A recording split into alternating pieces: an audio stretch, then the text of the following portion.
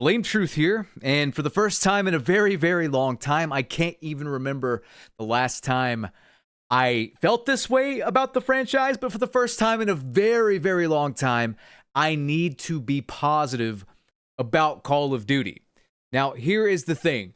I get up here, and my main goal is just to not lie to you guys. I tell the truth and tell exactly how I feel, even when it's not the most popular thing to do, and I get backlash for it, because try as I may, over the past 2 decades nearly on YouTube here, if I try to say something that I don't mean, I can't make the video. There's just no way I can fucking do that. So when I tell you what I'm about to tell you in this video, I don't have someone with a gun pointed at me off camera. I'm not getting paid to say this. It's just something that I need to talk about. And I also need to issue a bit of an apology to Infinity Ward. So without further ado, let's just get right on into the meat and potatoes here because, viewer, I have a lot I want to get off my chest. All right, guys, so what do I want to be positive about here? I get this is really out of left field, but I saw more Modern Warfare news today and more Modern Warfare features and stuff like that and some actual gameplay.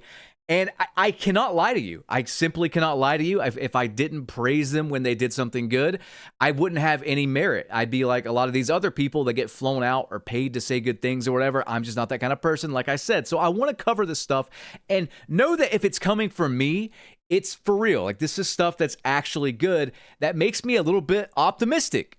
Now, don't go out and pre-order the game by any means. Let's wait and see what more they show us, and let's wait to see what the beta gives us and whatnot. But I gotta give credit where it's due, so check this out. Trizzo covers the new Modern Warfare 4 nuke animation. So the tactical nuke is back, but the animation is completely different. You call it in on a small phone, and then a buckle into a skyhook plane grabs you right before the nuke drops, and you look back at the map getting nuked. You then flip the bird as you fly away. This is fucking awesome. Like, I read this and I just thought, that's fucking Call of Duty. That feels like something that would have been in an old Modern Warfare game from the early 2010s. And I don't think even the hater-adiest of haterade Call of Duty people that watch my channel can say that's not fucking cool. Now, what makes this so insane to me is that in my last video, a few of the new things I cover, they sounded like shit. Of course, you know, you gotta wait and see and play it, but a few of the new things they try sound like shit, and all of the quote-unquote good things are just things they should have never taken away or done away with in the first place. I actually went back and watched my Modern Warfare 4 reveal video, and it was surprising because a lot of the stuff I was covering, it's not negative. It's not inherently negative. Like, a lot of the changes are things I want to see. I even said I appreciate you bringing these things back, but where the fuck did they go in the first place? I sounded kind of tired in that video, and it's not because I was physically tired or whatever or mentally drained. I'm tired because I'm seeing all this stuff, and I'm just thinking, we're just back at square one. We're back to where we were in 2019 or so. Like, let's say MW 2019 never came out, and none of these COD games in the past 7 years ever came out, okay? Let's say that, seriously. And then this was the sequel to Black Ops 4. I would be optimistic. I would be happy. I would be looking forward to the game. But the fact of the matter is we've been spinning our fucking wheels and going nowhere but down, just sinking further into the mud while we do so for the past 7 fucking years. And you know I am telling the truth. So I'm going to cover some more positivity.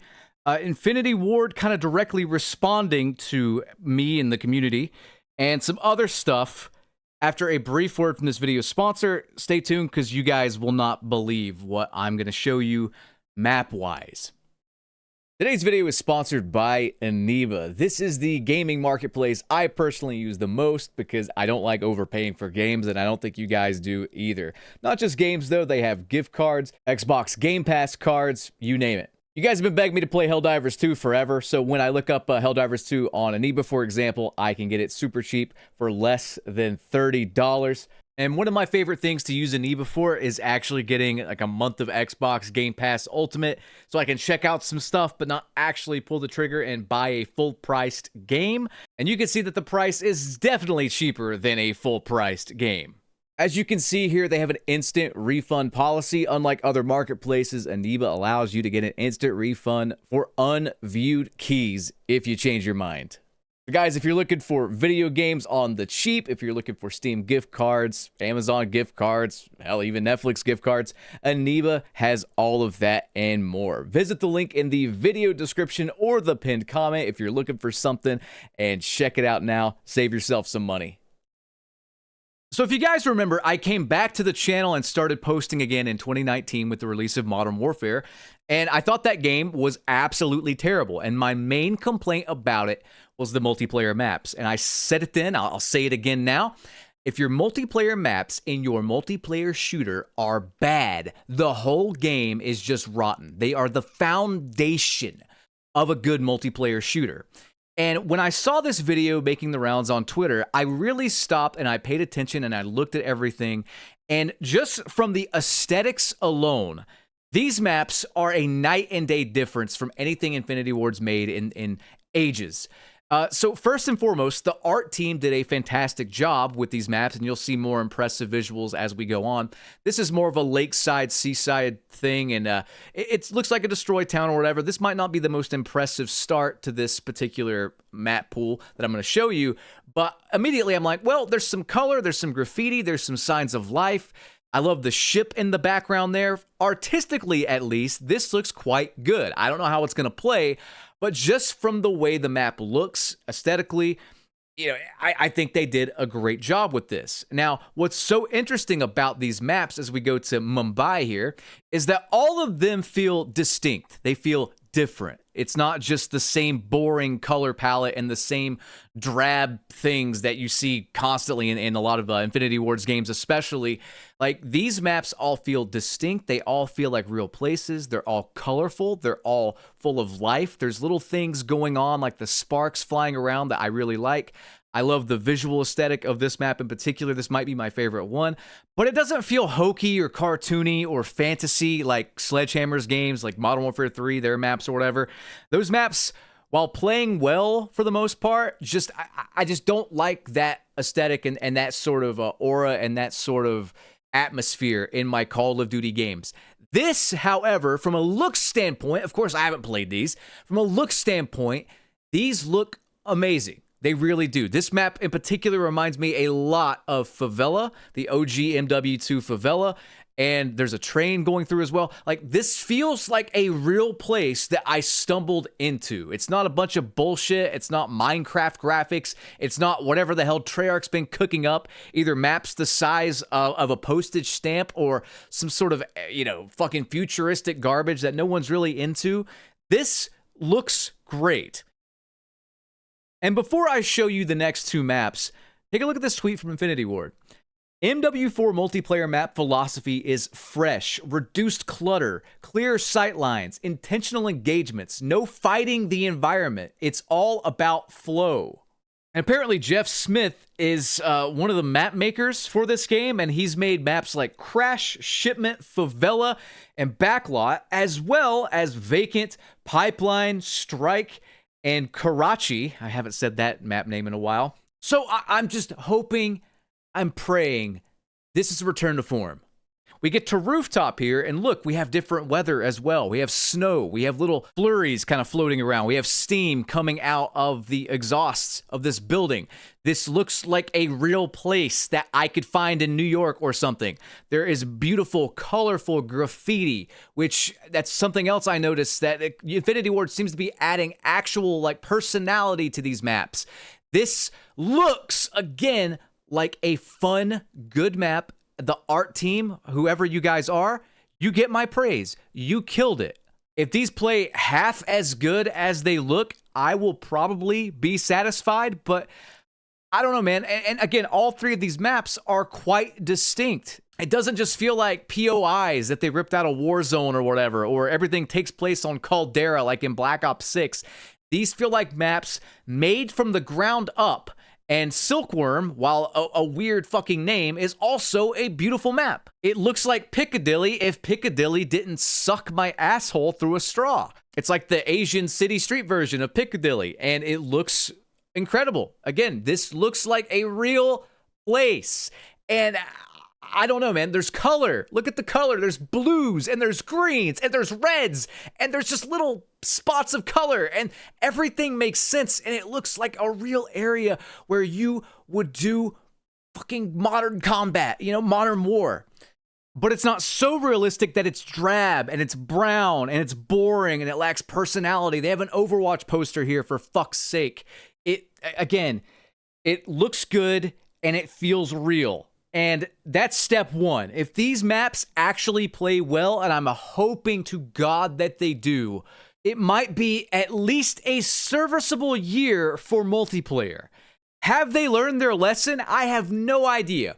But if these 4 maps are any indication of what we are going to get for the lifespan of this game, I might actually attempt to play it this year. And I'm not even kidding. The last time I stuck with a Call of Duty game and played it all year long, and you guys know this is true, was Cold War. Because for all the faults of Cold War, it was still a Treyarch game. You know what I mean? It still had nice maps. It still felt like a Call of Duty game. And then after that, I just don't know what the fuck happened. It's just been disappointment after disappointment, but I have to give credit where it's due again. So far, from what I've seen with these fly-throughs, these maps look great. And trust me, I am as just picky as they come when it comes to maps. Not only how they play, but how they look. So this is a little walkthrough I did before the game shut down of XDefiant's Dumbo, which is from Ubisoft's The Division 2. And XDefiant kind of had all different Ubisoft IPs to work with here. So they were able to have insane map variety and everything looked unique. And I don't know, man. These maps in XDefiant, I think, were not only the best playing maps of any multiplayer shooter I've ever fucked with, but also the best looking maps. Stuff like this and Noodleplex, which is from Watch Dogs, and they even brought in, I think the best map in the game was actually Clubhouse from Rainbow Six Siege, but they adapted it to XDefiant. That had to be the best playing map in the whole game, and that's saying something because this game had so many great maps. I actually talked to the map makers themselves once the game shut down. They showed up in the comments section of my last XDefiant vid, just kind of mourning the game's shutdown and whatnot, and they were saying like, hey, we're glad you love the maps. We tried really, really hard to make them the best maps we could.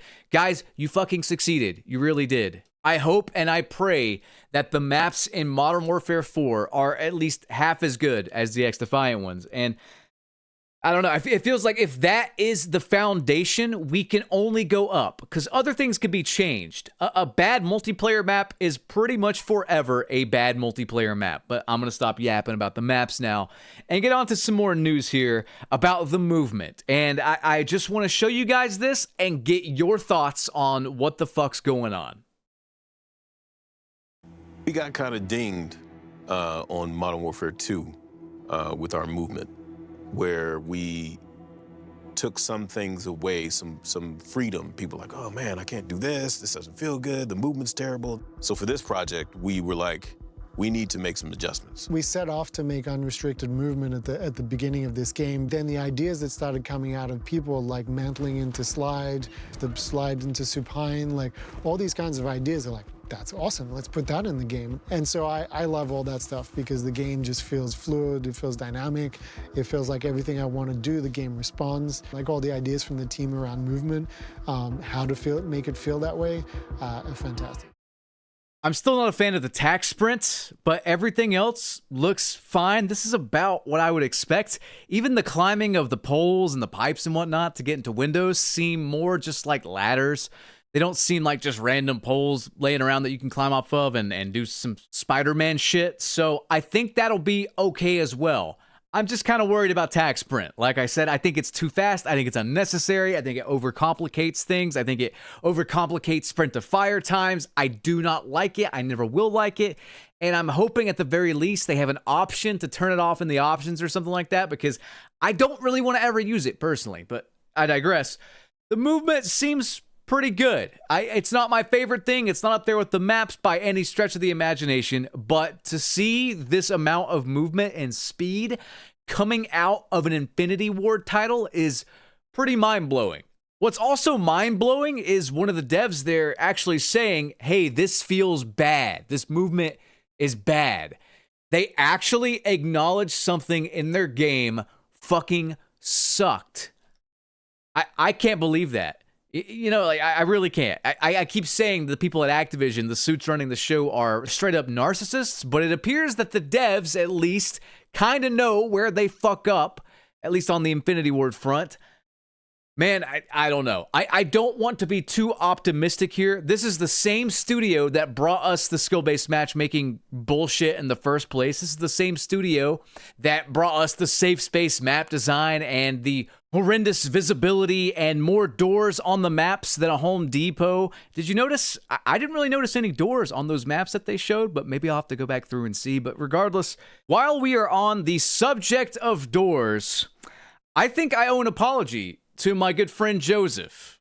Man, I have been ragging on this guy, as have most of you, since Modern Warfare 2019 for his terrible decisions that we thought he was making. But some new evidence has come out, and I don't think Joseph is guilty here of a lot of the things that were wrong with Call of Duty back in 2019 and beyond.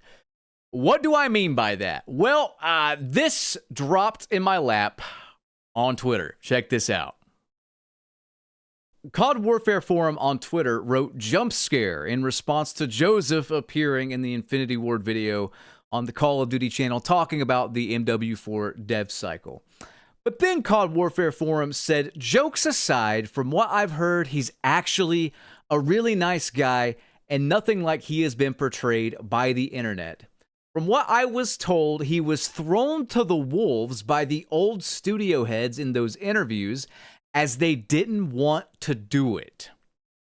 So basically, Joseph was the fall guy to come out and talk about Infinity Ward's terrible ideas from the top down. Maybe not the middleman, but the next in line or whatever. Typical scumbag company behavior, if I've ever seen it. But regardless, you know what? If that's true, I think we all owe Joseph some apologies here. So I will be the first to say it. Joseph, I'm sorry. I'm sorry for all the times I wanted to suplex you at the end of the videos. Yeah, I didn't mean anything by it, just for fun, you know, entertainment stuff. I'll buy you a beer if I'm ever in California, which will probably be never, because I'd rather teabag a live bear trap than ever step foot into California, but that's just my personal opinion. So I tell you what, you ever in NC, hit me up and the drinks are on me. In response to that tweet, though, oddly, Call of Duty Community Manager, the Twitter account, said, say what you want about our game, which that's not true. You can't say negative shit about their game or they won't invite you out if you're a content creator. I'm living proof of that, as is Nero and other people that are very critical, but I digress. But they say, you can do that, but don't attack our devs. Everyone here is working hard to make this the best Call of Duty possible. But no one was attacking anyone. It's just saying jump scare is not an attack. And this is this weird thing that I've been accused of. I've been accused of people that don't like me of harassing the devs for Call of Duty, specifically Infinity Ward, on social media and stuff like that. I have never once ever fucking done that, ever. And people will make up things when they don't like you. If you don't like me, then fair play, whatever, but please don't make up complete and utter lies, especially when you have no proof. I have never once, and I don't condone this ever, tweeting like personal accounts of devs and whatnot and talking shit about them. It's usually not their fault anyway. It's the higher ups. I don't like that at all. However, criticizing devs for their dumb decisions in video form on my channel, my own personal blog here, it's not an attack. It's not anything personal necessarily. It's just a criticism. You know what I mean? I mean, if that were the case, I have 20 years of comments I can go back through on this channel and find people just saying the most vile, awful shit to me ever. I don't really care because A, I mean, you're a coward. You wouldn't do it in real life. And B, you can say what you want as long as you're telling the truth. You know, when you start lying, bullshitting people, that's when I'll step in. And that's what I've been doing against Call of Duty. And if their devs are in the crossfire and Activision puts them in the crossfire, I can't do much about it, and neither can the community. When things are shit, we want to kind of push the blame on the first talking head we see from the studio because we are passionate and we don't like the direction the game is going, and that's totally fine. It's just words on the internet. If it gets physical or whatever, then that sucks. If you feel like you can't talk to people on Twitter, make replies like limited. There's all this stuff you can do. Hell, Twitter's a toxic shithole, so I just deleted mine. Like, my shit got hacked, and I'm like, do I want another one? No, not really.